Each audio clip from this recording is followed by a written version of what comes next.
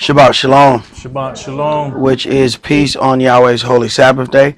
Welcome to another holy convocation that Yahweh has enjoined unto us.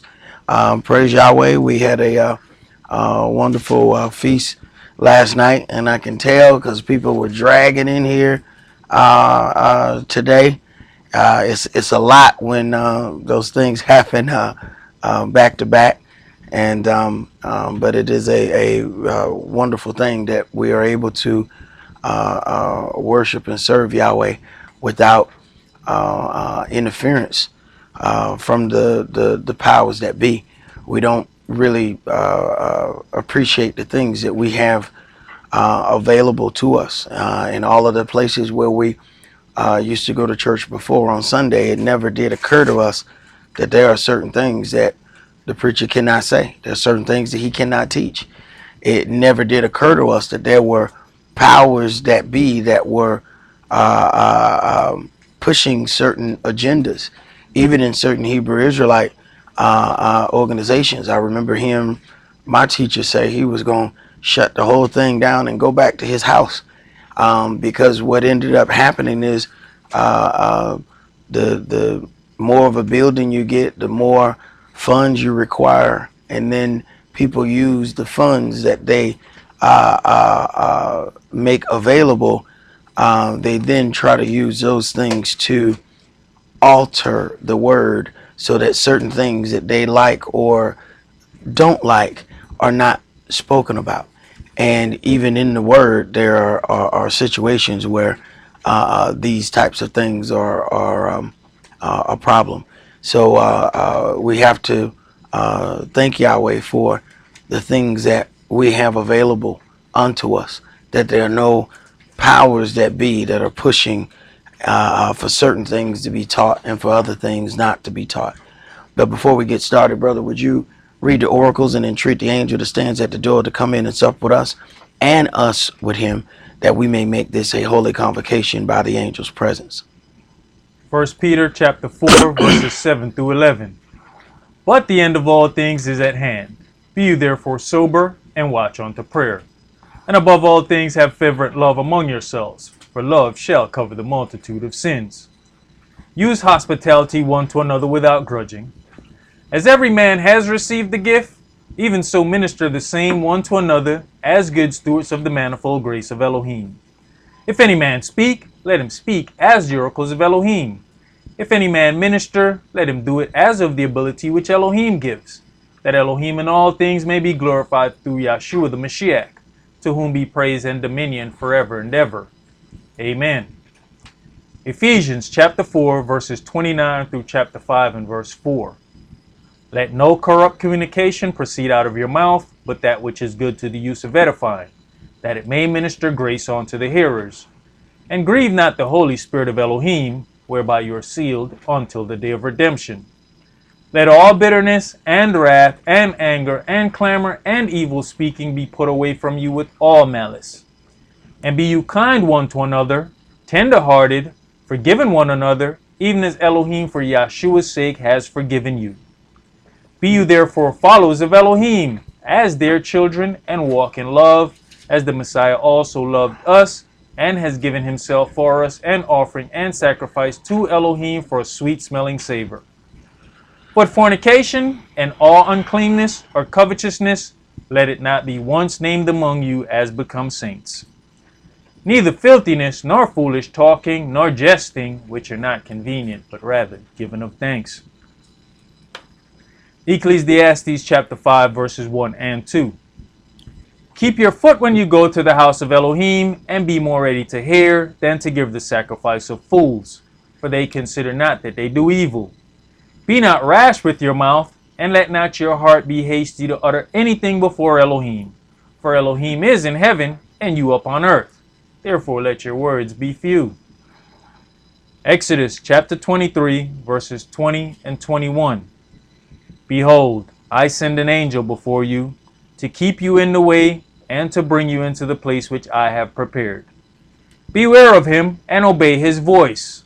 Provoke him not, for he will not pardon your transgressions, for my name is in him. Revelations chapter 3, verses 20 through 22. Behold, I stand at the door and knock. If any man hear my voice and open the door, I will come into him and will sup with him and he with me. To him that overcomes will I grant to sit with me in my throne, even as I have also overcame and am sat down with my Father in his throne. He that has an ear, let him hear what the Spirit says unto the churches.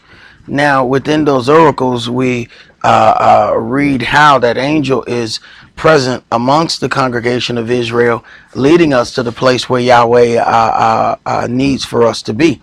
Even Moshe, with all of the great understanding that Yahweh gave unto him, and the great portion of his spirit that was given unto him, he was still warned as to there's a certain way that he needs to conduct himself in the presence of that angel. And it was also said that my name is in him and he will not pardon your transgression, meaning that the angel was given the authority when he was given the job, and the angel doesn't have to ask Yahweh to do anything to Moshe. And a lot of times we want to bypass the setup. We have to understand that there's a certain way that we have to approach unto holy things. Just dealing with, as we read last night, the trumpet is the calling of Yahweh. It is the voice of Yahweh. This calls and puts things into action. But you have to already be in a certain state to go in the presence of Yahweh. You don't just hear the call of Yahweh and then you decide that you're going to get ready. I mean, if you got to be at work at 8, you can't set your clock for 8 and then start getting dressed. That ain't going to work. That's time you're supposed to be there. You can't be getting up and trying to get ready at the time that the call come through. No, you have to figure out getting ready beforehand. Let's begin today in Matthew chapter 27, and we're going to read verses 1 through 53.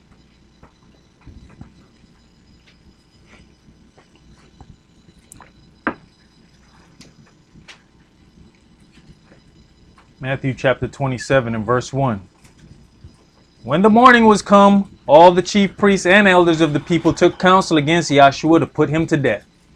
And when they had bound him, they led him away and delivered him to Pontius Pilate the governor. Now, this is one of those things where people don't understand that they're actually performing the things that the Spirit needs to be done.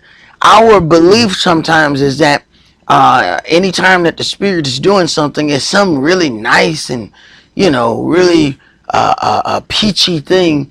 It's the Spirit that's leading these people to betray Yahshua and condemn him to death. According to what's written, it is the chief priest that ends up offering up the lamb for the sins of the children of Israel. So it's the chief priests eventually that have to be involved in offering up Yahshua. And they don't understand that this is something that they have to do. Go ahead. Verse 3. Then Yehudis, which had betrayed him, when he saw that he was condemned, repented himself and brought again the 30 pieces of silver to the chief priests and elders, saying, I have sinned in that I have betrayed the innocent blood. And they said, what is that to us? See you to that. So after the deed is done, then he comes to himself and realizes what he has done. It's too late now. See, this is the thing where we have to understand that when we don't guard our hearts, we open ourselves up for the adversary to use us for any purpose that it sees fit. These things had to happen. The question was, who was going to be the unguarded spirit that was going to be used to do it? That's the only question. The question wasn't whether or not this was going to happen. The question was, which one of these people I'm going to get to do it? That was the question. So the people who don't guard their heart and guard their spirit, you may open the door for that evil spirit to use you to do this job. Somebody was going to have to betray Christ. If Yehudis came to himself beforehand, then somebody else was going to be used to do it. Bottom line, somebody had to do this. Go ahead. And he cast down the pieces of silver in the temple, and departed, and went and hanged himself. And the chief priest took the silver pieces, and said, It is not lawful for it to put them into the treasury, because it is the price of blood. Now they the one that paid him. But now the money dirty because it's blood money. Go ahead. And they took counsel, and bought with them the potter's field to bury strangers in. Wherefore that field was called the field of blood unto this day. Then was fulfilled that which was spoken by Jeremiah the prophet, saying, And they took the 30 pieces of silver, the price of him that was valued, whom they of the children of Israel did value, and gave them for the potter's field, as the Adonai appointed me. And Yahshua stood before the governor, and the governor asked him, saying, Are you the king of the Yehudis? And Yahshua said unto him, You sayest. And when he was accused of the chief priests and elders, he answered nothing. Then said Pilate unto him, Heareth you not how many things they witness against you? And he answered him to never a word, insomuch that the governor marveled greatly. Now at that feast the governor was wont to release unto the people a prisoner, whom they would. And they had then a notable prisoner called Barabbas. Therefore when they were gathered together, Pilate said unto them, Whom will you that I release unto you, Barabbas, or Yahshua, which is called the Messiah? For he knew that for envy they had delivered him. When he was set down on the judgment seat, his wife sent unto him, saying, Have you nothing to do with that just man? For I have suffered many things this day in a dream because of him. But the chief priests and elders persuaded the multitude that they should ask Barabbas and destroy Yahshua. The governor answered and said unto them, Whether of the two will you that I release unto you? They said, Barabbas. Pilate saith unto them, What shall I do then with Yahshua, which is called the Anointed One? They all say unto him, Let him be crucified. And the governor said, Why? What evil has he done? But they cried out the more, saying, Let him be crucified.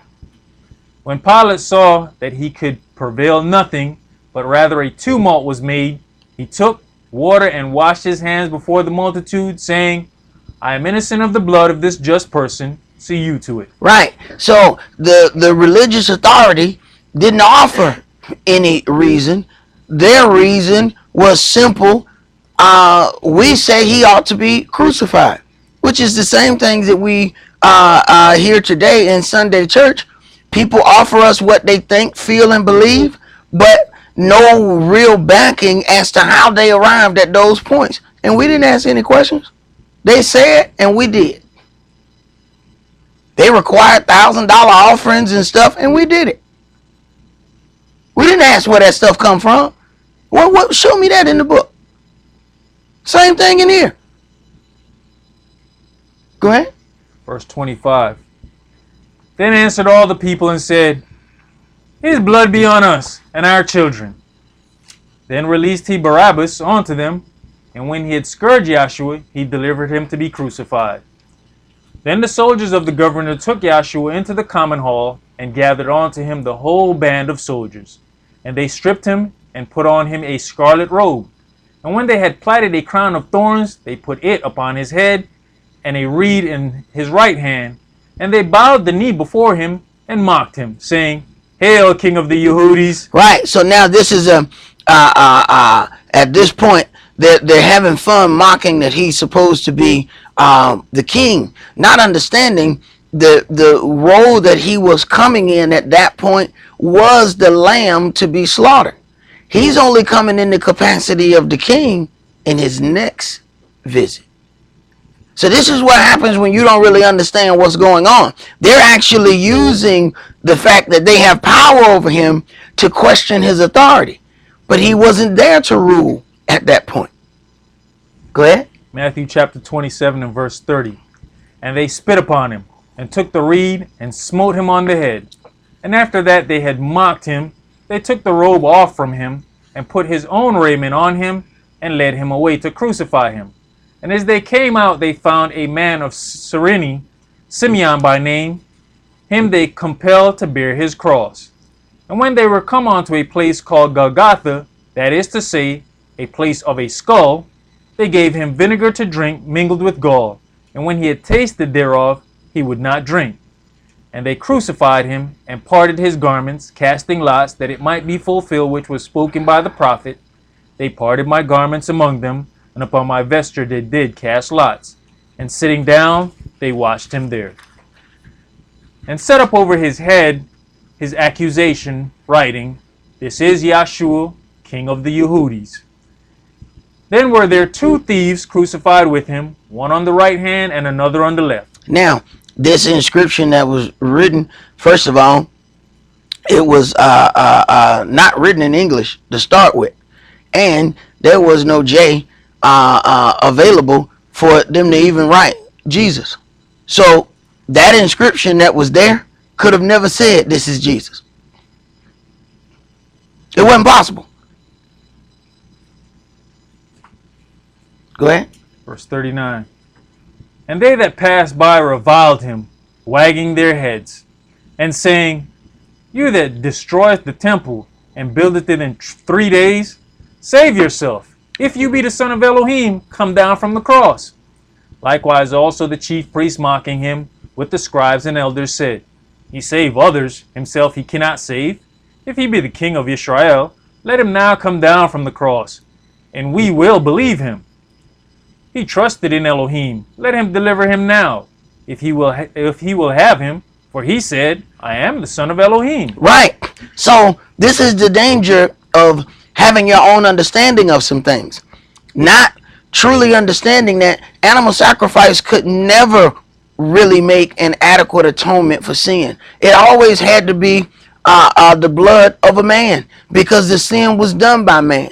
The animal was given as a substitute until a body was found. So now you have this perfect sacrifice that's in the process of being made, but not understanding that, they're actually questioning his authority and don't believe that he has certain authority to do things, not really understanding what this process is. Go ahead. Verse 44. The thieves also, which were crucified with him, cast the same in his teeth. Now from the 6th hour there was darkness over all the land unto the 9th hour. And about the 9th hour Yahshua cried with a loud voice, saying, Eli, Eli, lama sabachthani. That is to say, my Elohim, why have you forsaken me? Some of them that stood there, when they heard that, said, This man calleth for Elias. And straightway one of them ran and took a sponge and filled it with vinegar, and put it on a reed, and gave him to drink. The rest said, Let be, let us see whether Elias will come to save him. Yahshua, when he had cried again with a loud voice, yielded up the ghost. And behold, the veil of the temple was rent in two from the top to the bottom, and the earth did quake, and the rocks rent. And the graves were opened, and many bodies of the saints which slept arose, and came out of the graves after his resurrection, and went into the holy city, and appeared unto many. Now, when we look at verse 51, and behold, the veil of the temple was rent in two from the top to the bottom, and the earth did quake, and the rocks rent. A lot of people are going to tell you that this is the place where the Euro Gentiles then gained power when this veil was rent. And there's a lot of questionable things said concerning that. Let's go to Exodus chapter 26 so that we can get a little bit more understanding of this veil. Exodus chapter 26, and we're going to read verses 30 through 34.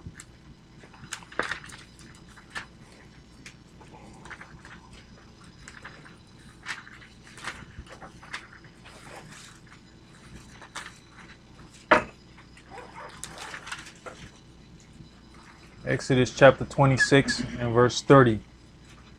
And you shall rear up the tabernacle according to the fashion thereof, which was showed you in the mount. Okay, you shall rear up the tabernacle, you shall build it, you shall set it up according to the fashion thereof, which was showed you in the mount. There's a reason why we have things set up the way that they are set up. When you go in a Sunday church, all of these buildings have the same setup. three pyramids in the front, and a phallic symbol. Where did they find that example? See, when these instructions were given unto Moshe on how to set up the tabernacle, these things are just not being pulled out of the air. As it is written, let it be done on earth as it is in heaven. These things are already set in heaven. So we have to do the things according to the way things are already set forth in heaven. As we talk about these 3 days that all men are to make their appearance, we see the angels have to make their appearance too. When we read in Job chapter 1 and Job chapter 2, all the angels were making their appearance, and Lucifer came also. Even the disobedient angels came to make their appearance. So you consider that. Man does not have any authority to decide to change those things. Man sets up things the way he wants to set them up. Those things cannot be found in this book. There's a problem there. Where did that design come from? Who ordained the setup of Sunday church? Why do they have these pyramids in front of almost every building you see? Why is there a phallic symbol on top of the roof of every one of those Sunday churches? There's a totally different system and a totally different God being worshipped right under your nose, which is the same things that happens in this government. All we hear is democracy, democracy, democracy, yet the pledge says a republic. So there's a total different government going on right under your nose. And there's a total different worship practice going on all the time we were going to church on Sunday, right under our nose. Go ahead. Verse 31. And you shall make a veil of blue, and purple, and scarlet, and fine twined linen of cunning work. With cherubims shall it be made. And you shall hang it upon 4 pillars of shittim wood, overlaid with gold. Their hooks shall be of gold, upon the 4 sockets of silver. And you shall hang up the veil under the thatches, that you may bring it thither within the veil, the ark of the testimony. And the veil shall divide unto you between the holy place and the most holy. Okay, so that's what this veil was. There is a separation between the holy and the most holy. Go ahead.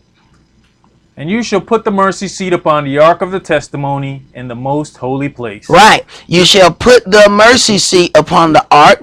Then this is the place where this is the seat of Yahweh in this most holy place. Now remember, they already had to separate this from the children of Israel eventually because of the sinful nature of our people. That tabernacle couldn't be that close to us. Because if it was, with us continuing to be in our isms and schisms, and we got our little problems here, and then we got our little issues there, and we take them little issues right to the tabernacle, and then don't understand why we having problems somewhere else. See, we got selective amnesia. See, we don't understand the stuff you did over there. That's why you having problems over there. So you can't bring them little schisms right around the tabernacle and think, oh, that's where your problem is going to stay. It's going to stay in the tabernacle. No. They're going to follow you everywhere you go. You can get up and go somewhere else. Then you turn around and the problem going to be right there. Where we going? What do you mean, where we going? No, I'm going with you. No, for that mess you did back there? No, we going together. Where we going? I hope you got 2 tickets. See, that's the way that works. See, we have to understand that. That's why it was grace. We don't understand the thing of grace. We keep thinking that grace is always this, it has to show up in this certain form. It was grace that Yahweh said, look, I'm going to move this tabernacle and sit it over there so I don't have to kill you. That was grace. Because if I keep this among you and y'all keep bickering with your little bit of crap that don't mean jack, I'm going to end up killing all y'all. So, put it over there. Then that way when you get ready to come and deal with me, then you come over there. That gave you the opportunity. Hey, check your demon at the door. Then go over there. Now, Yahweh separated it. We still take the demon right on in there. There's a reason why he separated. So that you don't walk in there with that same little demon. You better find demon check somewhere and check that demon before you go there. You don't seek Yahweh with that same mindset and that same thing in your heart and think that everything gonna be all right. It ain't gonna be all right. Let's go to Exodus chapter 34.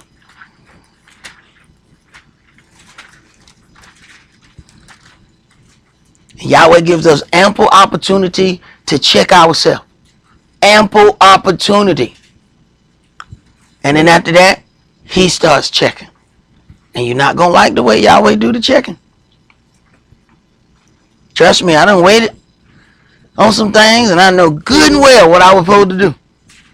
Then Yahweh took that ability out of my hand and did it himself. I wish I had done it when I had the chance. Exodus chapter 34, and let's read verses 27 through 35. And Yahweh said unto Moshe, Write you these words, for after the tenor of these words I have made a covenant with you and with Israel. A covenant is an agreement, and when it comes down to it, when we want Yahweh to save us and deliver us and all of these things, we're actually calling upon these very covenants that he has made. So it is absolutely hypocritical for us to ask Yahweh to come and save us according to his covenants. Meanwhile, we got covenants that we ain't gonna keep. But save me according to your covenant, but I ain't keeping none of mine. Right. Go ahead. And he was there with Yahweh 40 days and 40 nights. He did neither eat bread nor drink water. And he wrote upon the tables the words of the covenant, the 10 commandments. Right. Now, when you understand the things that Yahshua did, you understand that it matches some of the same things. I keep telling people, once you get a basic understanding, once you go back and read things, certain things are going to make more sense. Yahshua is following the same pattern. And Moshe said, another one like unto me, out of your brethren, Yahweh shall raise. So Yahshua was following the same pattern set forth by Moshe. Go ahead.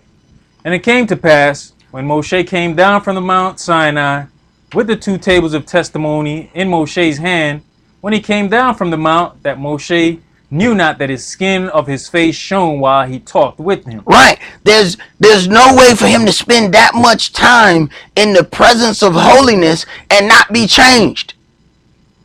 See, you're not going to spend that much time in the presence of the holy word and still be the same. That's why you have to look at people after years of being in this word. Why you still doing the same stuff you were doing 8 years ago? Something ain't right. Him just being in the presence of this Holy Spirit changed his nature. And he don't even know it. You know how deep the glory has to be for you to glow and not know you glowing? That means the light that was around you was so bright that you didn't see you had one. But you see it when you go around other dark people. Same way now. Go around some other friends that you used to hang around. And if you are just as comfortable as you were years ago, there's something wrong. You automatically, what we do, we go around our foul friends and we turn our light down so they won't feel uncomfortable. Be careful, at least Yahweh believed that you're ashamed of that light and he take it from you. Go ahead. And when Aaron and all the children of Israel saw Moshe, behold, the skin of his face shone, and they were afraid to come near him. And Moshe called unto them, and Aaron and all the rulers of the congregation returned unto him. And Moshe talked with them. Right. They see this man glowing. They don't want to come near him. It is amazing how he spends this time with the Spirit. He has changed. Yet we hear all the time that somebody claim they caught the Holy Ghost and they the exact same as they were the week before. They done jumped. They done went screaming and took off running and they dancing and shouting and dress them flew up over their head and they showing all their goodies. They done went through all this, rolling all over the chairs and jumping. They got some things where the folks are dancing in the middle of the aisle. I mean, they getting it, boy. They getting it. Next week, they the same way they were before. Wait a minute, man. Wait. So you're telling me the Holy Spirit came on you and you went to dancing and flipping all down the aisle, and the next week, you exactly the same as you were before. You entertain a demon. All these people countenance and their whole life changed after they came in the presence of the Spirit. How you catch the Spirit every week? How you catch the Spirit every week? Yet every week you back the same as you were before. Go ahead. Verse 32. And afterward all the children of Israel came near, and he gave them in commandment all that Yahweh had spoke with him in Mount Sinai. Until Moshe had done speaking with them, he put a veil on his face. Now there has to be a separation between him and the people, because he has been in the presence of holiness. Now there has to be a veil in between him and them. Go ahead. But when Moshe went in before Yahweh to speak with him, he took the veil off until he came out. And he came out and spake unto the children of Israel that which he was commanded. And the children of Israel saw the face of Moshe, that the skin of Moshe's face shone, and Moshe put the veil upon his face again until he went in to speak with him. Okay, let's go to Leviticus chapter 16.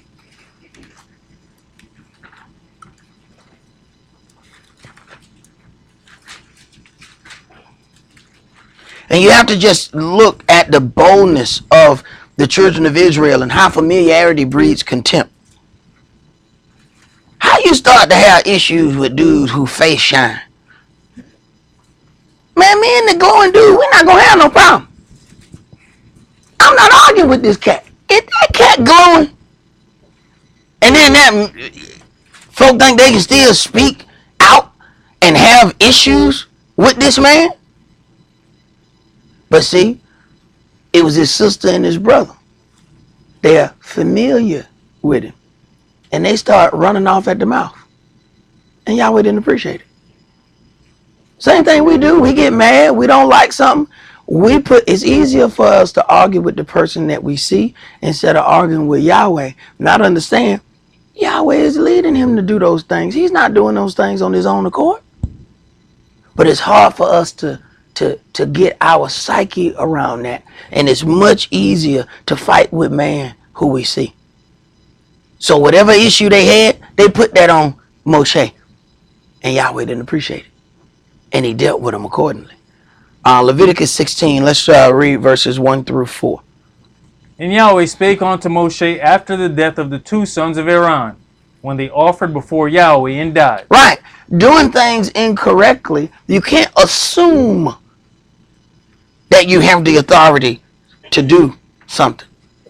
Go ahead. And Yahweh said unto Moshe, Speak unto Aaron your brother, that he come not at all times into the holy place within the veil before the mercy seat, which is upon the ark, that he die not. For I will appear in the cloud upon the mercy seat. Now remember all of the things that we talked about, how this thick cloud then was there during that time. You understand that it says, I will appear in the cloud upon the mercy seat, and he's saying, warn him, hey, don't come at all times, meaning get yourself together before you come, to the holiest of holies. This is not just some trivial thing that you just come hang out. Least you get killed. Go ahead. Thus shall Aaron come into the holy place, with a young bullock for a sin offering, and a ram for a burnt offering. He shall put on the holy linen coat, and he shall have the linen breeches upon his flesh, and he shall be girded with a linen girdle, and with the linen mitre shall he be attired. These are holy garments, therefore shall he wash his flesh in water, and so put them on. So he need to wash himself, he need to have certain clothes on, and he need to come with a specific offering before he even come in there. See, these are things that we have to consider. He can't just come any kind of way. Jump to verse 12. Leviticus chapter 16 and verse 12.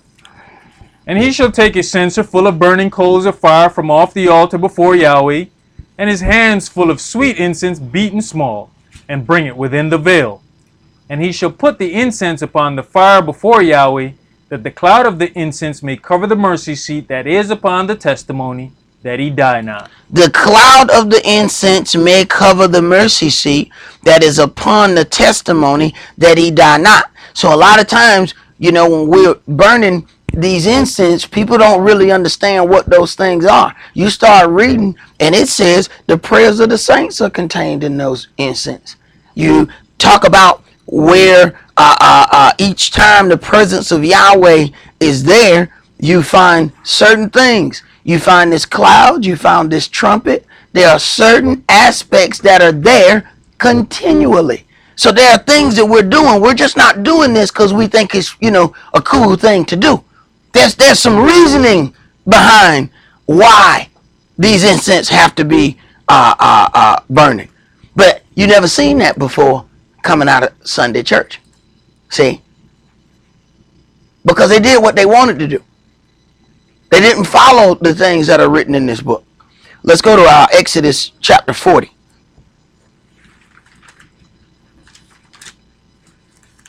And we have to understand that this entire setup was a setup made to control us.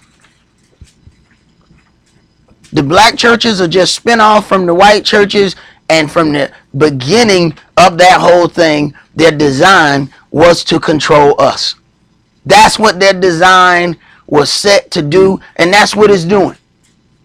Whenever the people go to rioting because there's been a police shooting, eventually a pastor show up and he act like he down with the cause, and sooner or later he tell all the people to go back home. He did what he was paid to do. Exodus chapter 40, and let's read verses 30 through 38. And he set the laver between the tent of the congregation and the altar, and put water there to wash withal. So it's a sink. Go ahead. And Moshe and Aaron and his sons washed their hands and their feet thereat, when they went into the tent of the congregation, and when they came near unto the altar, they washed, as Yahweh commanded Moshe. And he reared up the court round about the tabernacle and the altar, and set up the hanging of the court gate. So Moshe finished the work. Then a cloud covered the tent of the congregation, and the glory of Yahweh filled the tabernacle. Once they did what they were supposed to do, then a cloud covered the tent of the congregation. See, we think we can keep skipping bits of the process. No. After the things were done according to the instructions, then a cloud covered the tent of the congregation, and the glory of Yahweh filled the tabernacle. That's what was in this cloud. Go ahead. And Moshe was not able to enter into the tent of the congregation, because the cloud abode thereon, and the glory of Yahweh filled the tabernacle. And when the cloud was taken up from over the tabernacle, the children of Israel went onward in all their journeys. Right. So this, as the cloud moved, they moved. If the cloud was still, they were still. Go ahead. Now, in verse 35, you look at it, we looked at where Moshe actually spoke face to face with Yahweh. Mm-hmm. Now we see in this tent, he's not able to go in there. Right. But see, there's things that you have to see here. When the cloud was taken up from over the tabernacle, the children of Israel went on in all their journeys. So they're able to see as this cloud moves, this is how they're supposed to move. Ain't gonna be that easy for us. Ain't no cloud gonna tell you to go down the street. You have things available to you that the people in this book during that time did not have available to them. You actually have a book that you can consult. They ain't have no book. They had instructions coming from a man who is communing with Yahweh. That's what they had. We're no going back and reading, because what we do, we'll, daydream, float off to the blue yonder. Then we'll come back. Oh yeah, what was he talking about on the Sabbath day? Let's go back and read that. No, I ain't no go back and read it. You don't pay attention, you lost it. Go ahead. Exodus chapter 40 and verse 37. But if the cloud were not taken up, then they journeyed not till the day that it was taken up. For the cloud of Yahweh was upon the tabernacle by day, and fire was on it by night, in the sight of all the house of Israel throughout all their journeys. Right. So you have to understand, it has got to be an easier thing to be able to follow the Spirit when you can see the Spirit move. But when you can't see the Spirit move, see, as it is written, as it says, greater works than these shall you do. Because you're going to have to follow the Spirit without seeing the cloud. Let's go to 1 Kings chapter 8.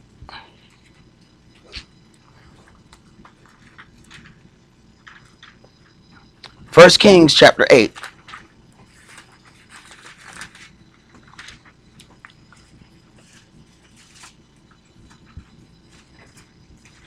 And we want to read verses 10 through 12. 1 Kings chapter 8 and verse 10. And it came to pass, when the priests were come out of the holy place, that the cloud filled the house of Yahweh, so that the priests could not stand to minister because of the cloud. I keep telling y'all, Yahweh does the same things over and over and over again. Once you get the basis, you're going to find the same things in the New Testament that's in the Old Testament. He's doing the same things. All you got to do is understand the setup, and you'll see the same things happening over and over and over. Then you start to understand when they crucified Christ and they got ready to try to break his legs and he died before they could do it. You'd understand Christ was making sure, according to the offerings, there could not be a blemished sacrifice. Not one of his bones could be broken. So even in the way and the time of his death, he had to die before they attempted to break his legs. Otherwise, he would have been a blemished sacrifice. If you don't read the things in the Old Testament, you don't understand any of that. You just think, okay, they coming to break the bone, and then he just died. No. You don't understand what's going on. When the chief priests offer him up to be sacrificed, you really don't understand what's going on, because it's the chief priest that always offer up the lamb for the sins of the children of Israel. So they had to do it. You don't understand that they're fulfilling everything that's written in the beginning of this book. And this is what happens when people get into their feelings. They are in the process of fulfilling some things and have no idea that's what they're doing. They think, this is just the way I feel. Right. That's what Judas thought.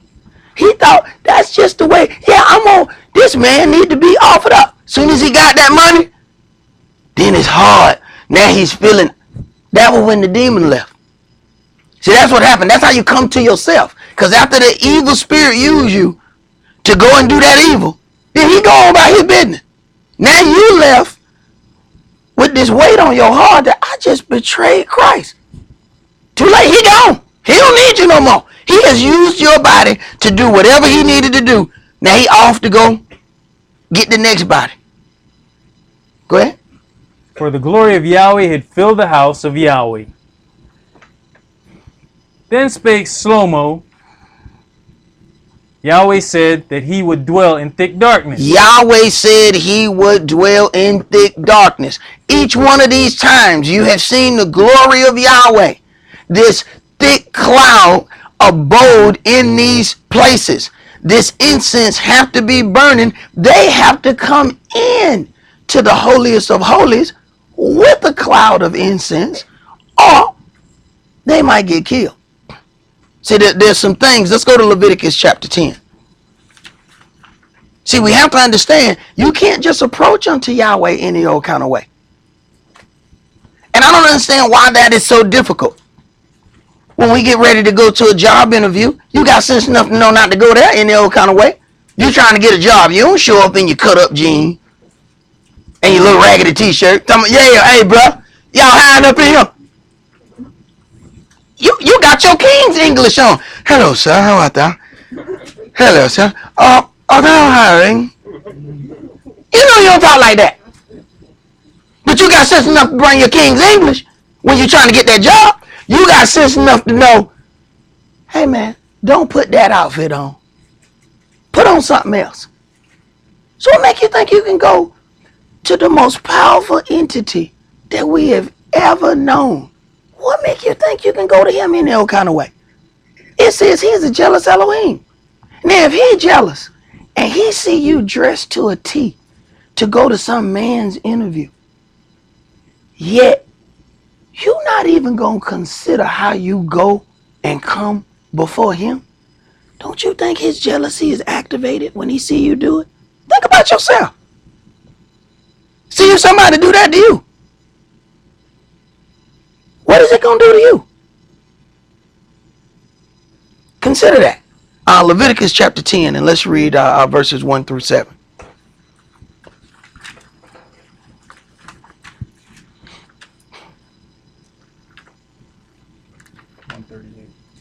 All right, go ahead. Verse 1. And Nadab and Abihu, the sons of Aaron, took either of them his censer and put fire therein, and put incense thereon, and offered strange fire before Yahweh, which he commanded them not. Now, if you don't really understand that this, even going into the holiest of holies, that they have to take this cloud in with them, if you don't understand that, some of this stuff just seems like legal jargon. Man, they burning incense. We ain't got to worry about that no more. People don't really understand what they're reading because they don't understand the setup. So they don't understand how foul this was for them to offer strange incense that they were not commanded to do. Go ahead. And there went out fire from Yahweh, and devoured them, and they died before Yahweh.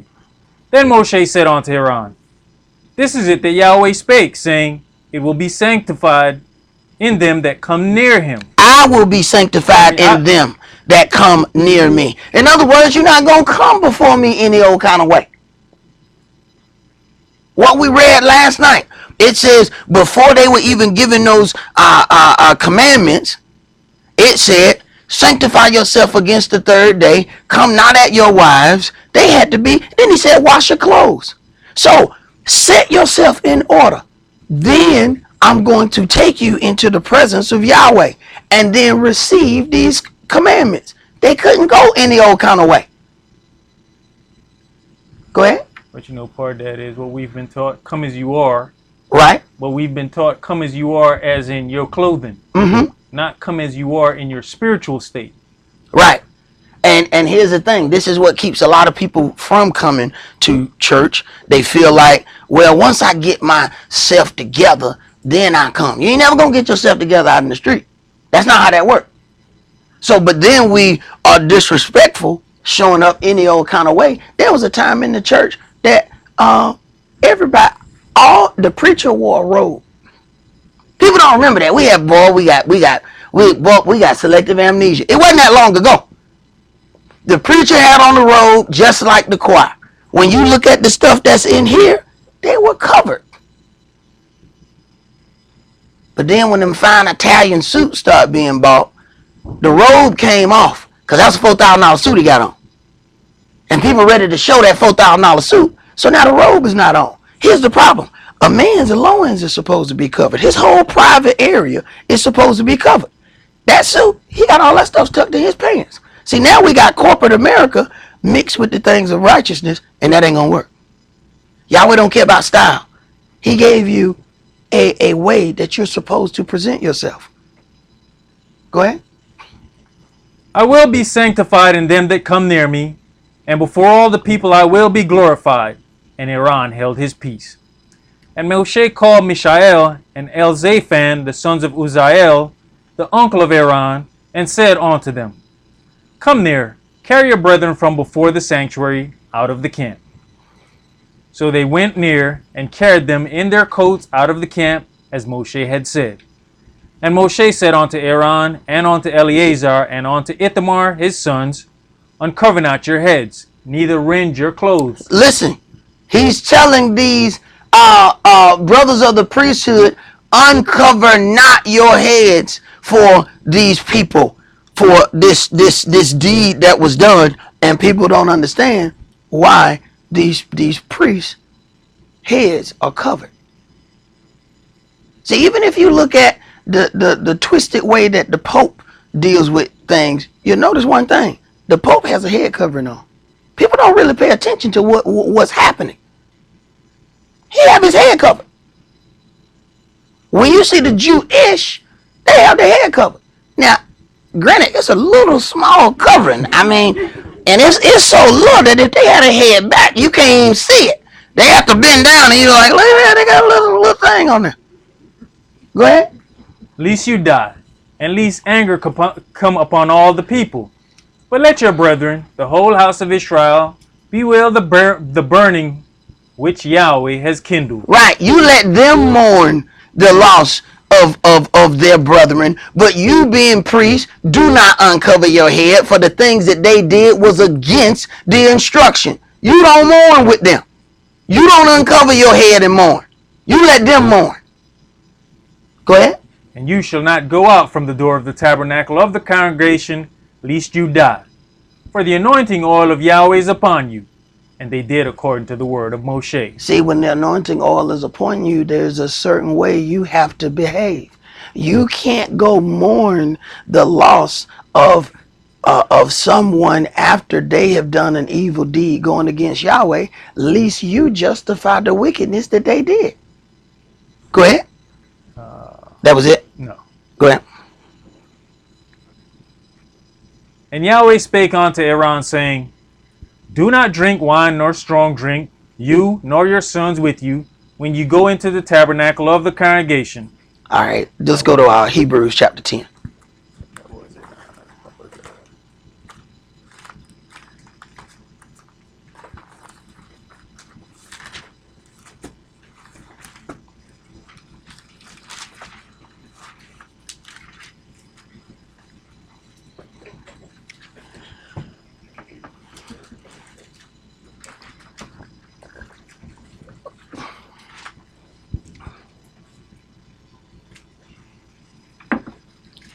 Hebrews chapter 10, and we're going to start that at verse 1. For the law, having a shadow of good things to come, and not the very image of the things, can never with those sacrifices which they offered year by year continually make the comers thereunto perfect. Right. From the beginning, animal sacrifice was the schoolmaster leading us up to the Mashiach. Where people make the mistake is make animal sacrifice the whole law. There are different parts of the law. There's moral law, there's dietary law, and then there's sacrificial law. The law that he dealt with was sacrificial law. That has nothing to do with dietary law and moral law. To this day, they still say, thou shalt not commit adultery. Thou shalt not steal. Where do you think they got that from? From the same law. The part that he's dealing with is sacrificial law. What people do is throw the whole law in one thing, and our people have been poisoned against the word law. Soon as they hear any law, they don't want to hear nothing else. Yet, people will tell them, need to pay the tithe. Wait a minute, didn't that come out of the same law? So which one, either we deal with it or we don't. But because people want to make that money, they'll turn around and push the law of tithing. And Christ said it was a bunch of hypocrisy in the New Testament. He said, woe unto you, scribes and Pharisees, for you are hypocrites. For you tithe mint, anise, and cumin, but omit the weightier matters of the law. Wait a minute. If he was going to nail the law to the cross, why was he talking about it? Why was he calling them hypocrites? Because they dealt with part of the law. Same thing is dealt with every Sunday. Part of the law. Tithe. What about the weightier matters of the law? The things concerning righteousness, the things concerning how we ought to treat one another, the things concerning how we ought to approach unto our God in worship and serving. What about those matters? Those matters are not being taught, and that's a problem. Go ahead. Verse 2. For then would they not have ceased to be offered, because that the worship once purged should have no more conscience of sins. The worshippers once purged should not have no mercy, because that the worshippers once purged should have had no more conscience of sins. Verse 3. But in those sacrifices there is a remembrance again made of sins every year. For it is not possible that the blood of bulls and of goats should take away sin. It is not possible. It was always a thing to lead us up until a body was found for a true honorable sacrifice. Because the sacrifice of an animal didn't do anything for the conscience. A man who had more money could do more sins. He had more animals. So here it is. You got the person who got 2 animals. They over here and they heart burning up because they don't have any animal to offer for their sins. Meanwhile, the rich man, he planning sins because he got all these animals over here, yet he still feels justified. So animal sacrifice did nothing for the conscience. It actually made the way for rich people to feel more justified in sinning just because they have more animals to offer. Go ahead. Verse 5. Wherefore, when he cometh into the world, he saith, Sacrifice and offering you would not, but a body have you prepared me. A body you have prepared for me. And even that had to be done according to the law. Christ was 30 years old before he got his baptism. You go in this word, it says that a man must be 30 years old before he can enter into the priesthood. His body, that was his own temple, he had to be 30 years old before he can work in his own temple. But if you don't read the beginning of the book, you don't understand why he didn't get that baptism until 30. It was only after he got the baptism that then you heard the voice from heaven saying, this is my son in whom I am well pleased. You didn't hear that before 30. You didn't hear that before the baptism. See, there are things that people doing a lot of singing and dancing about, but they're not really explaining what's really real in here. Go ahead. In burnt offerings and sacrifices for sin, you have had no pleasure. Then said I, Lo, I come in the volume of the book, it is written of me, to do your will, O Elohim. Above when he said, Sacrifice and offering and burnt offerings and offering for sin you would not, neither had you pleasure therein, which are offered by the law. Then said he, Lo, I come to do your will, O Elohim. He taketh away the first, that he may establish the second. For by the which will we are sanctified through the offering of the body of Yahshua the Mashiach once for all. And every priest standeth daily ministering and offering oftentimes the same sacrifices, which can never take away sins. You're also going to notice in this book, as you start reading, the Apostle Paul was sent to the Euro Gentiles. When you read Paul's books that are directed to the Gentiles, you're not going to read a whole lot of things about priesthood. When you read the books that are directed at the children of Israel, you're going to read all of these things that keep talking about priesthood, priesthood, priesthood. There's a difference in the things that were given to the Gentiles from the things that were given to the children of Israel. And we're not taught that.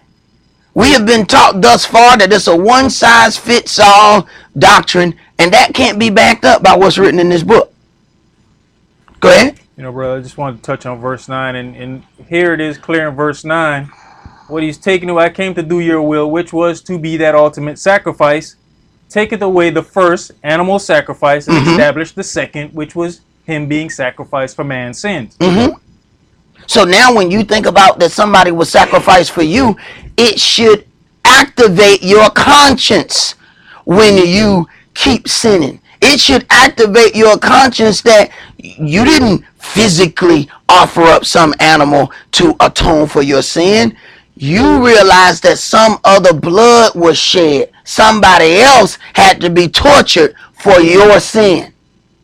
Go ahead. Verse 12. But this man, after he had offered one sacrifice for sins forever, sat down on the right hand of Elohim. From henceforth expecting till his enemies be made his footstool. For by one offering he has perfected forever them that are sanctified. Whereof the Holy Ghost also is a witness to us. For after that he had said before, This is the covenant that I will make with them after those days. This is the covenant that I will make. This is future tense. I will make this. Go ahead. Saith the Adonai, I will put my laws into their hearts, and in their minds will I write them. Right. Yet people are telling us that the law was nailed to the cross. Yet he says this covenant that I will make, I will write my laws into their hearts. So people won't have to guess as to what way they're supposed to walk. The law will be written in our hearts. So what makes people think the law is done away with if this says I will do it? See, there's a whole lot of people that believe that they're under the New Testament. When it tells you the things about the New Testament, it tells you, I will write my laws in their heart. Go ahead. Verse 17. And their sins and lawlessness will I remember no more. Now where remission of these is, there is no more offering for sin. Right. Having therefore, brethren, boldness to enter into the holiest by the blood of Yahshua. Right. Now, spiritually enter into the presence of the holiest of holies, which is where the seat of Yahweh is, which is where Yahweh communes with the children of Israel. Now, there's access to the holiest of holies without having to physically go inside behind the veil. Go ahead. By a new and living way, which he has consecrated for us through the veil, that is to say, his flesh. Right. So now, being that his body was the temple, you have access to go through the holiest of holies through the veil of his flesh, which he offered. Go ahead. And having an high priest over the house of Elohim, let us draw near with a true heart and full assurance of faith, having our hearts sprinkled from an evil conscience and our bodies washed with pure water. Right. This baptism, as it is written, unless a man be born again, he shall not enter into the kingdom of Elohim. A man must be born of water and of spirit. Then, when we read in the book, we found two baptisms. We found the baptism of Yohanan, which was the baptism of repentance. Then after that, when Christ was baptized, now the baptism had to be done in the name of Yahshua. Now, that baptism then included the baptism of Yohanan, which was the baptism of repentance, and included the ability to receive the Spirit. How the powers that be have completely defiled that is they now have baptisms in the name of Jesus. Understand something. This name of Jesus didn't pop up until 1630. That's 1630 years that the Messiah could have never been called that. According to what's written in Acts, there's one name under heaven by which man must be saved. That one name ain't Jesus. They didn't even know that name. But understand, these people all in this book, ain't none of them people ever heard that name.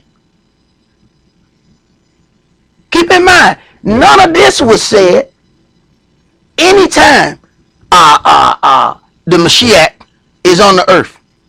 So when people decide to come to the Mashiach and say, Jesus, Jesus, who you talking to? I'm talking to you. Jesus, who you talking to, man? Why you keep calling me out my name, bro? How disrespectful is it that somebody keep calling you out your name? Somebody just keep coming to you, hey, Barbara. Hey, man. My name Keisha, man. Why you keep calling me? Look, Barbara. Look, what I want. Look, man, but too many more times you're going to keep calling me. Barbara, my name is Keisha. Look, Barbara, what I need for you to do is,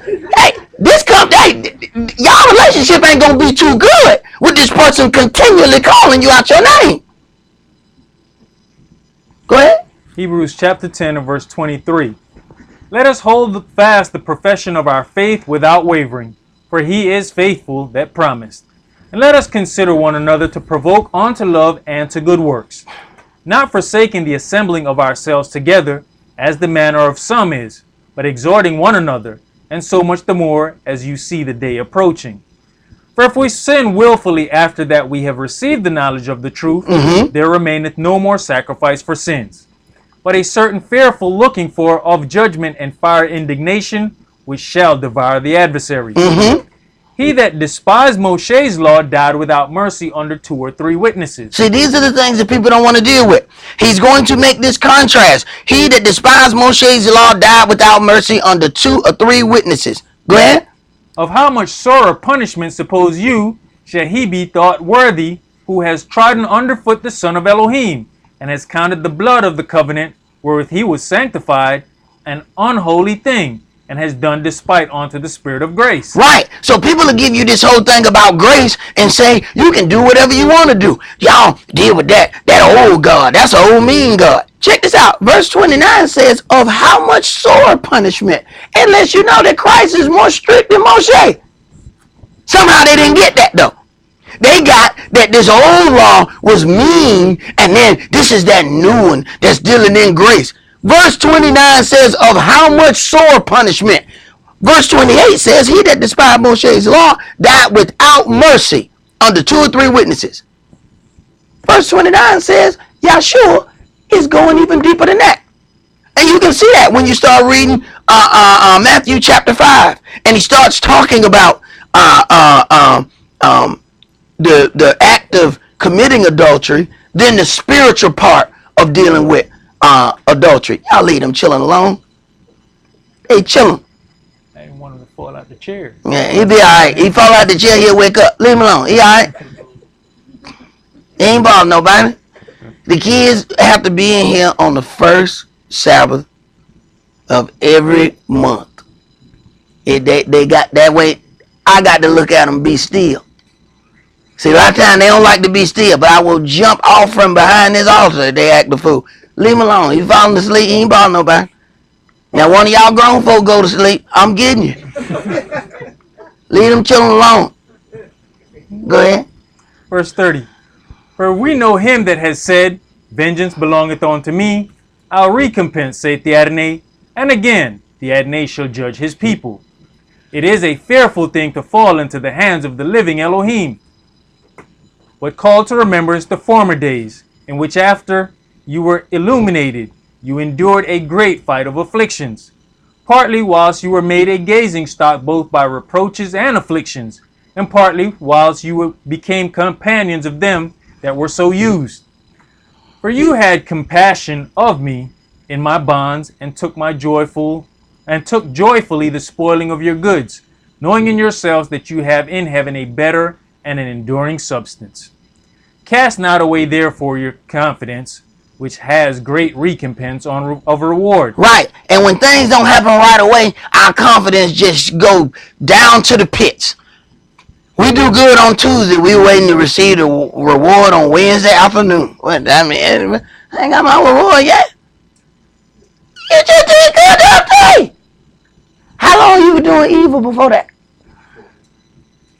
That selective amnesia. Well, I don't really know. Yes, you do. Go ahead.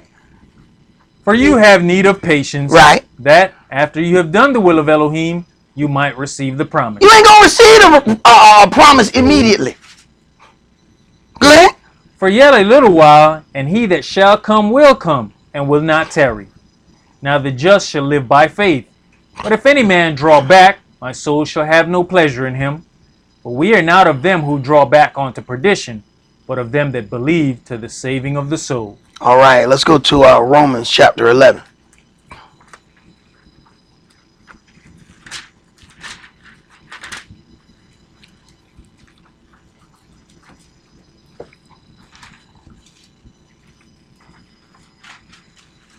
See, once we know the truth, you can no longer walk into a lie. You can no longer walk by the setup of a lie once you know the truth. When you get into everything in this book concerning righteousness, it is based upon the days of creation, which are 7, and then everything is set up according to that. Even with the holy days, there's 7 holy days, and the 7th is in the 7th month. Even beginning the 7th month begins is a holy day. Yahweh has his setup the same way. Once you understand the setup, you'll find the same thing going from the beginning of this book to the end. But you also have to consider something. What is more powerful, to give a man fish or to teach him how to fish? So if a man just has fish, every time he get hungry, he got to come back and ask you again. But if you teach that man how to fish, he not only has a way to feed himself, he has a way now to supply need for his family. So there were reasons why in congregations before we were not taught certain things. So you would have to continually come back to be fed and pay them. See, anybody who wants to rule over you needs for you to stay in a certain mind state so that you can continually be ruled over. Those are the things that we have not considered. Romans chapter 11, and let's start that at verse 1. I say then, has Elohim cast away his people? Elohim forbid. Right, because people will tell you that Israel been cast off. We the new Israel. People will tell you that in a minute. Go ahead. For I also am an Israelite. People ask you, what's Israelite? Well, if it wasn't no Israelite, there wouldn't be no Christianity. Because it was Israelites that went and taught this word to the so-called people who call themselves Christians. So how can you not know what an Israelite is? Go ahead. Of the seed of Abraham, of the tribe of Benjamin. Elohim has not cast away his people which he foreknew. Right. So this means that his people are Israelites. See? It's clear in the book. It's very clear. But there's a reason why certain things will never be read in Sunday morning church. There are certain things in this book. There are certain things that you will never, ever, ever hear. There's a reason for that. Go ahead. Know you not what the scripture saith of Elias? How he maketh intercession to Elohim against Israel, saying, Adonai, they have killed your prophets and digged down thine altars, and I am left alone, and they seek my life. But what saith the answer of Elohim unto him? I have reserved to myself 7,000 men who have not bowed the knee to the image of Baal. Right. And people don't understand that Lord is Baal. So a lot of people will sit there and say, oh, we love the Lord, not understanding who they're calling upon. Not understanding that the Euro Gentiles gave substitutions for certain words according to the things that they worship. You can look in Gentile history books and even their present situations, and you'll find Lord this, Lord that. They're all still called lords. The lords of London, the lords of this. Right, there's a reason why they put that word in there, because that's what they worship. And if you don't know that, then you start calling on this word Lord thinking that it means something. Thinking that there's some power in this term Lord, when it was a substitution that they put in here. But if you got a study Bible, it actually tells you that it was a substitution. See, we think a Bible is a Bible, so we don't think it make any difference what Bible we read out of. When that study Bible, which is the same thing that pastors have, it explains all of that. Go ahead. Verse 5. Even so then at this present time also there is a remnant according to the election of grace. And if by grace, then is it no more of works. Right. Don't get this out of context, because people didn't think that they don't have to do anything whatsoever. These works are the works of animal sacrifice. You still have to walk according to what is written in the righteousness of that law. Go ahead. Otherwise grace is no more grace. But if it be of works, then is it no more grace. Otherwise work is no more work. What then? Israel has not obtained that which he seeketh for, but the election has obtained it, and the rest were blinded. According as it is written, Elohim have given them the spirit of slumber, eyes that they should not see, and ears that they should not hear, unto this day. And we wonder why we haven't heard the word up until this point. If this was the truth, I would have heard it before now. Right, that spirit of sleep that was put upon us. That's why we wasn't able to hear this word. Go ahead. And Deut saith, let their table be made a snare, and a trap, and a stumbling block, and a recompense unto them. Right. So all of them things that we eat, that we've been taught to eat here in the daughter of Babylon, those things are eating up our spirit and soul, eating those things. We have made a tradition off of eating things, and these very decisions were made by uneducated slaves. To this day, we the only people that eat pig feet and pig ears. These were the parts that the slave master cut off. Every year, folks get ready to keep their new year, and they eat them nasty chitlins. Whole house stink. White folk don't eat that stuff. White folk don't eat them chitlins. Black folk eat them chitlins. You don't find white folk eating that. Oh, I'm not hitting that guy. What's that? No, they eat high on the hog. The high on the hog supposed to be the good stuff. Low on the hog supposed to be the bad stuff. Those are stuff they cut off. As much as white folk like pig, you ain't never seen a white folk walking down the street eating no pig feet. You ain't never seen that. You ain't never seen it. That's slave food. Them were the parts they cut off and threw over the fence. And they love pig. They sprinkle pig in other stuff. They put pig on the turkey. What you put the pig on the turkey for? They love it. Yet you ain't never seen them eating that.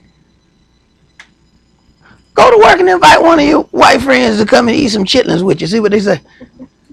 Right. Now they eat other parts of the pig. They ain't touching them chitlins. Go ahead. Verse 10. Let their eyes be darkened, that they may not see, and bow down their back always. I say then, have they stumbled that they should fall? Elohim forbid. But rather through their fall salvation is come unto the Gentiles, for to provoke them to jealousy. Right. This has happened for a reason. Now, what we have been mistaught into thinking is that there's only two types of people. You're either Jew or Gentile. So we have been taught that we are Gentiles.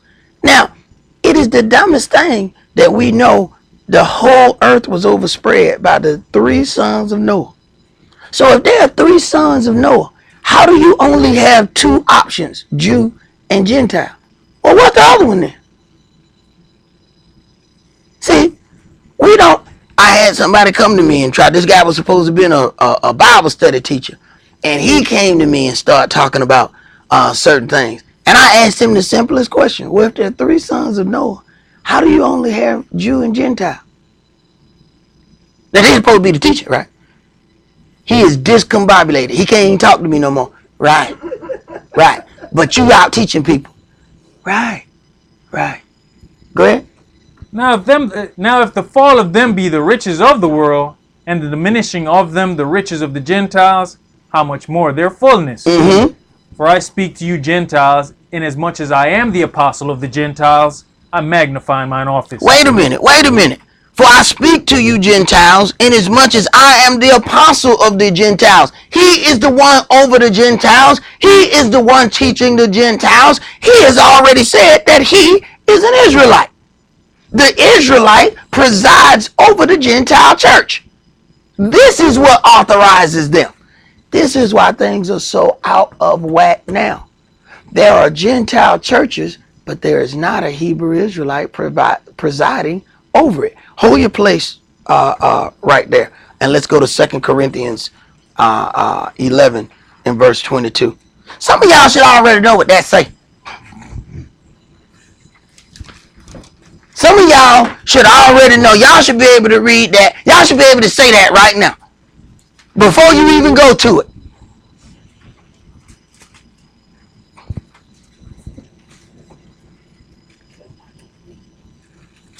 Second Corinthians 11 and verse 22.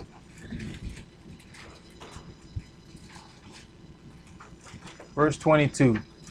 Are they Hebrews? So am I.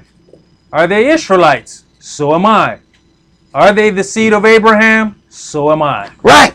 So when you talk about, and people ask you what's a Hebrew Israelite is who taught everybody that the people who got any so-called Christian understanding, they got all that from Hebrew Israelites. So when he says, now go back to Romans, when he says, I magnify mine office, I stand in this place that I have the authority over you. Somehow people didn't catch that. That the authority of any Christian setup is under the Hebrew Israelite. Like I said, there are certain things that you will never hear read or explained properly. Because for people to be able to rule over you, there are certain things that you need not understand. Go ahead. And it's not only not being said properly by those in the Sunday church, it's also not being said properly by other Israelites out there. Right. Correct. We just read 11, and they're talking about the Gentiles like they have no chance to come in. Right.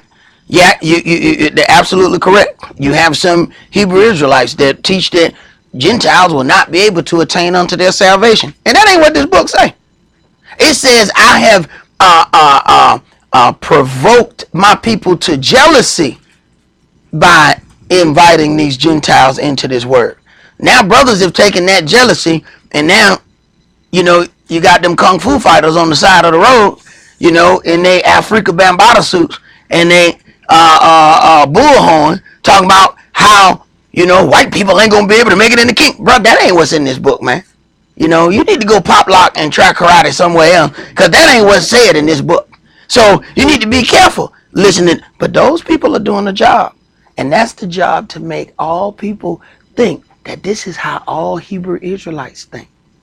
You have to ask yourself, how they keep getting money to spread all over the country. Somebody is funding them to make everybody believe when they hear this word. Because see, they've been reading this book for 30, 40 years, and they've never seen that term Hebrew and Israelites together. Yet now they're starting to hear about Hebrew Israelites, so they need to have that term looked at in a negative fashion.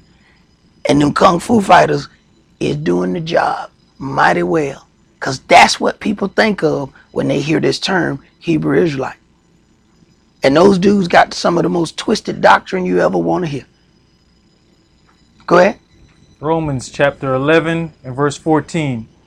If by any means I may provoke to emulation them which are my flesh. Them which are my flesh. So the Hebrew Israelites are the same as the apostle Saul or Paul, which is the same as Christ. Go ahead. And might save some of them. For if the casting away of them be the reconciling of the world, what shall the receiving of them be but life from the dead? For if the first fruit be holy, the lump is also holy, and if the root be holy, so are the branches. And if some of the branches be broken off, and you, being a wild olive tree, were grafted in among them. The Gentiles were a wild olive tree grafted into Israel's tree. But what has happened is they have now boasted against Israel. Go ahead. And with them partaketh of the root and fatness of the olive tree. Boast not against the branches, but if you boast, you beareth not the root, but the root you. You will say then, the branches were broken off that I might be grafted in. Well, because of unbelief they were broken off, and you standeth by faith. Be not high-minded, but fair. For if Elohim spared not the natural branches, take heed lest he also spare not you. Behold therefore the goodness and severity of Elohim. Right. See, this is what happens. People don't want to deal with both parts of this. Behold therefore the goodness and severity of Elohim. People just want to deal with the goodness. God is love. Yeah, what about that severity part though? They go blind when they get to that part. Behold the goodness of God. Wait a minute, you missed the word. You missed the word. You can't just keep skipping stuff. But that stuff is done on purpose. Go ahead. On them which fell severity, but toward you goodness, if you continue in his goodness. If you continue in his goodness. So you don't get to walk the way you want to walk and still get to attain unto your salvation. See, but there's this doctrine taught that says you can do whatever you want and you ain't never gonna lose your salvation. If you give people no incentive to do right, what make you think they ever gonna do right? If you tell somebody you can take this stuff and ain't nothing gonna happen to you, what you think they gonna do? Go ahead. Otherwise you also shall be cut off. Verse 23. And they also, if they abide not still in unbelief, shall be grafted in. For Elohim is able to graft them in again. For if you were cut out of the olive tree which is wild by nature, and were grafted contrary to nature into a good olive tree, how much more shall these, which be the natural branches, be grafted into their own olive tree? Right. Israel shall be put back into their own tree. The tree is ours. There was no other nation standing at the part of that mount to receive the holy and righteous oracles. No other nation was given that. So all the other nations get that through Israel. They get to come in, but they don't get to bypass you in doing so. Go ahead. For I would not, brethren, that you should be ignorant of this mystery, lest you should be wise in your own conceits, that blindness in part is happened to Israel, until the fullness of the Gentiles be come in. And the fullness of the Gentiles is the time that they were given to rule. And it says blindness in part has happened to Israel. So the closer we get to the end of the Euro-Gentile rule, the closer we get and more understanding is opened up unto Israel. Go ahead. And so all Israel shall be saved, as it is written, there shall come out of Zion the deliverer, and shall turn away ungodliness from Yaakov. Right. And don't take this out of context. Verse 26. And so all Israel shall be saved. Because it is also written, they are not all Israel, which are of Israel. So if they're not Israel in the spirit, we're not just dealing with this so-called Israel of the flesh. Go ahead. For this is my covenant unto them, when I shall take away their sins. As concerning the gospel, they are enemies for your sakes, but as touching the election, they are beloved for the Father's sakes. For the gifts and calling of Elohim are without repentance. All right, let's go to Romans chapter 9. And let's read verses 1 through 4.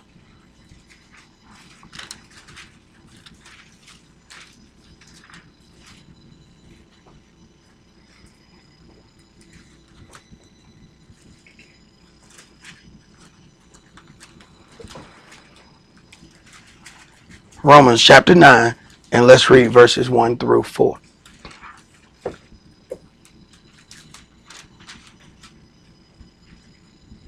Verse 1.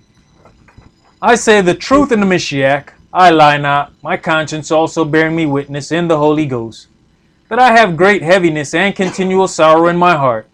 For I could wish that myself were accursed from the Mashiach for my brethren, my kinsmen according to the flesh. Right. Consider that.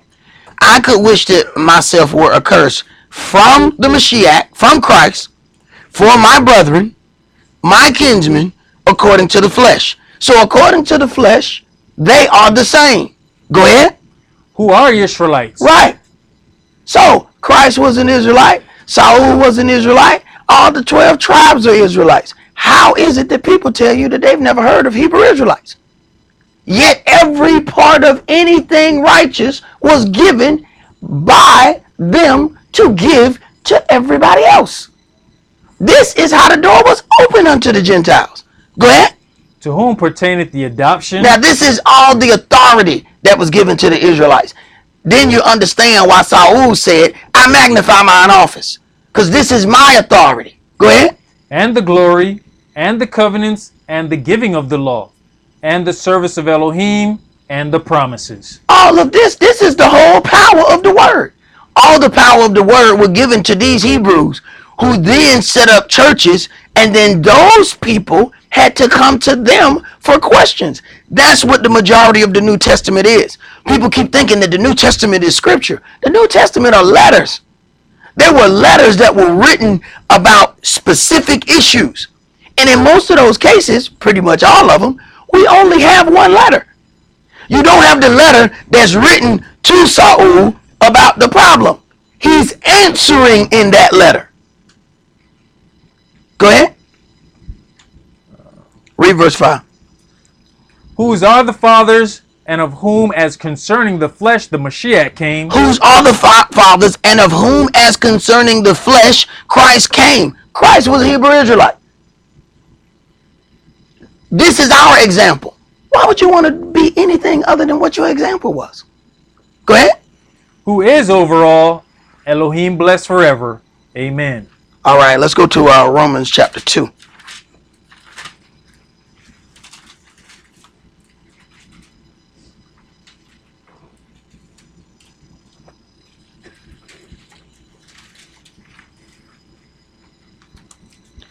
And let's start that at verse 10. But glory, honor, and peace to every man that worketh good, to the Yehudi first, and also to the Gentiles. For there is no respect of persons with Elohim. Right.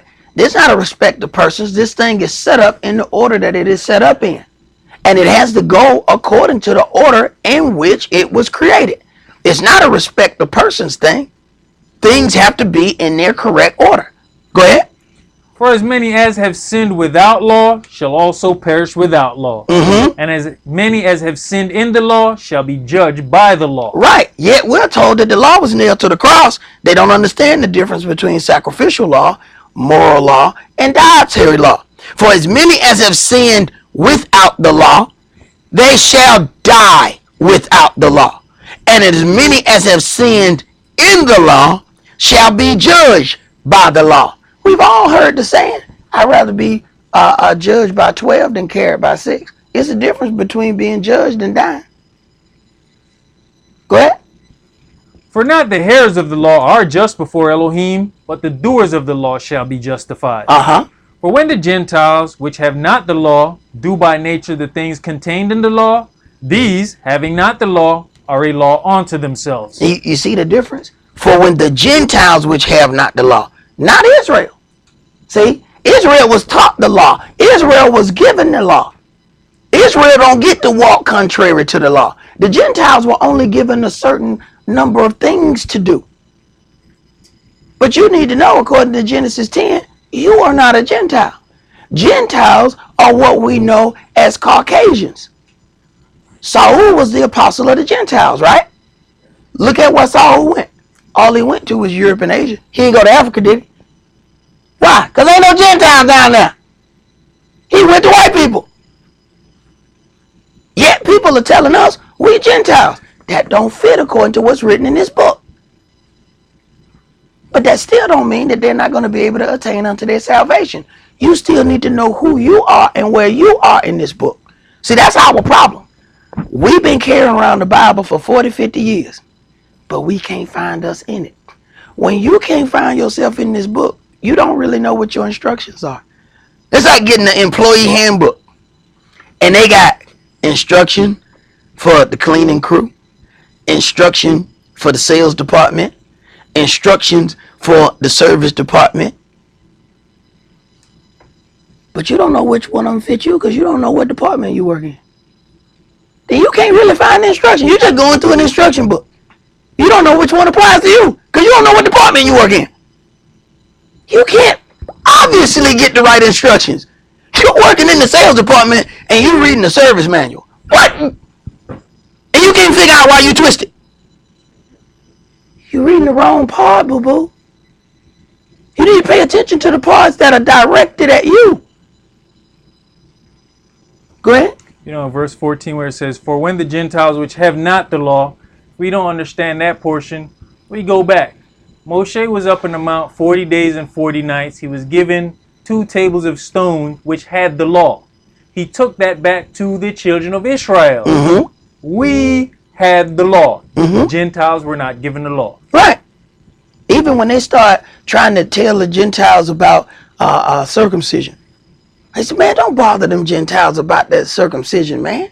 Just tell them, stay away from things, you know, sacrifice unto idols, stay away from blood, and do such and such and such and such. Don't bother them with circumcision. Yet Israel was supposed to get that circumcision.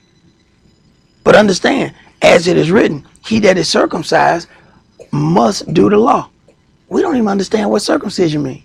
So we go and rush off and get our kids circumcised, and we have no idea that circumcision means that you have entered into the covenant and you're going to follow the law. We have no idea.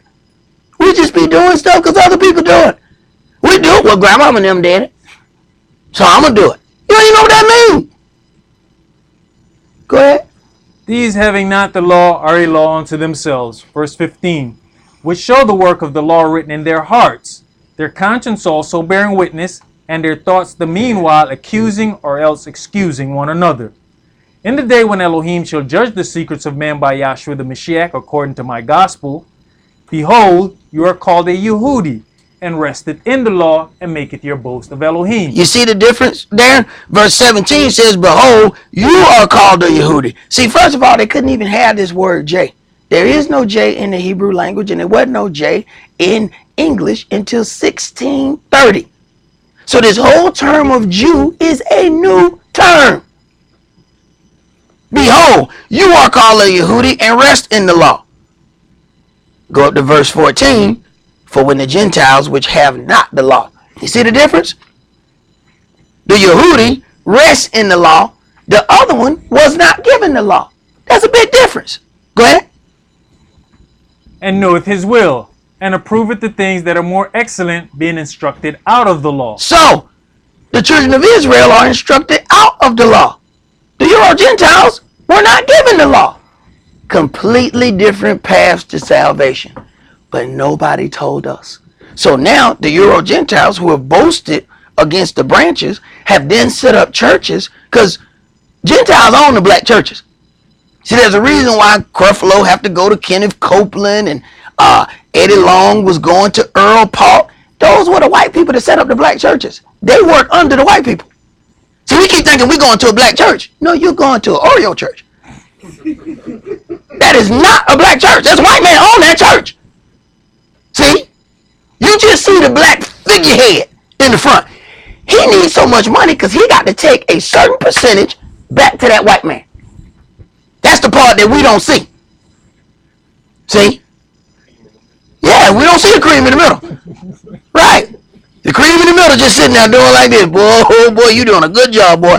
Boy, you doing a good job. Boy, yeah. Oh, what time you getting here with that money? Right. Go ahead. Verse 19. And art confident that you yourself are a guide of the blind, a light of them which are in darkness, an instructor of the foolish, a teacher of babes, which has the form of knowledge and of the truth in the law. You therefore which teacheth another, teacheth you not yourself? You that preacheth a man should not steal, does you steal? Wait a minute. If there's no law, you ought to be able to steal. If the law is nailed to the cross, what's the problem? Just take what you want. But the same people that said ain't no law, soon as somebody takes something of theirs, they got all kind of attitude problem. What you got attitude problem for? I thought you said the law was done away with. Right. Go ahead. You that saith a man should not commit adultery, does you commit adultery? You see somebody crawling out your back window, coming out your bedroom, what you mad for? You said there wasn't no law. What you mad for? Go ahead. You that abhorreth idols, does you commit sacrilege? You that maketh your boast of the law, through breaking the law, dishonoreth you Elohim. Right.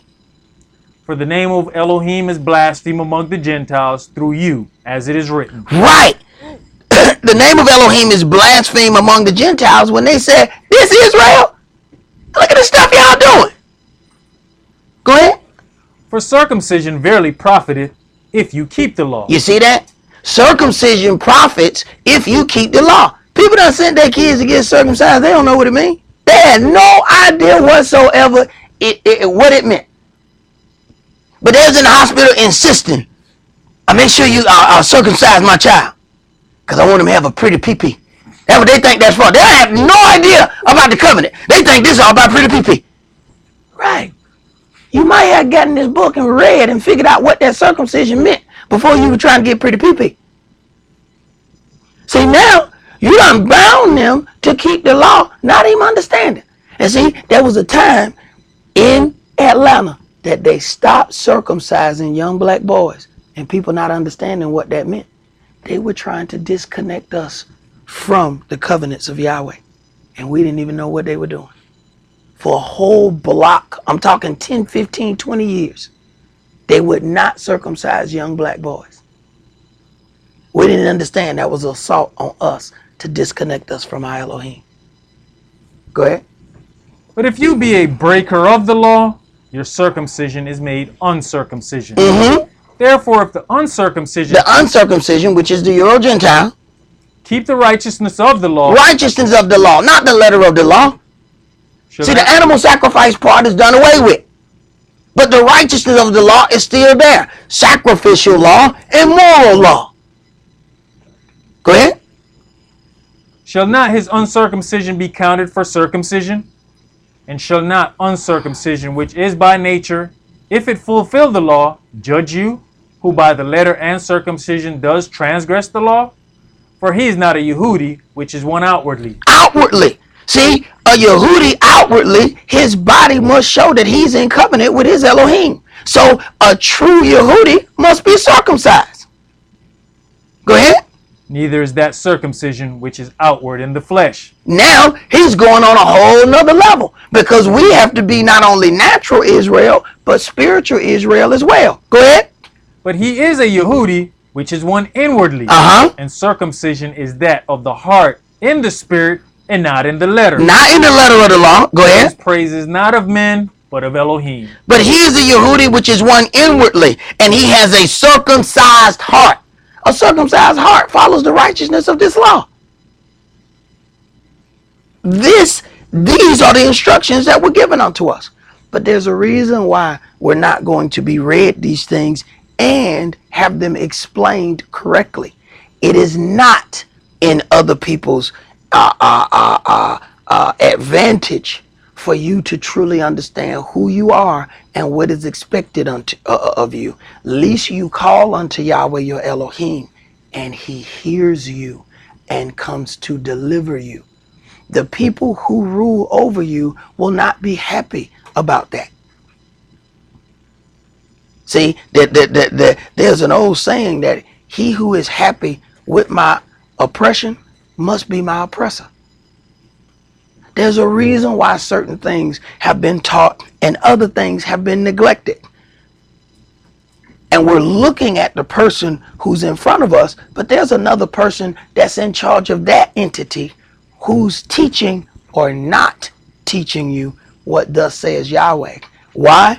Because he's getting enormous financial benefit to keep you in the dark. That's all that we're going to do for today. Remember the Sabbath to keep it holy. Shabbat shalom. Shabbat shalom.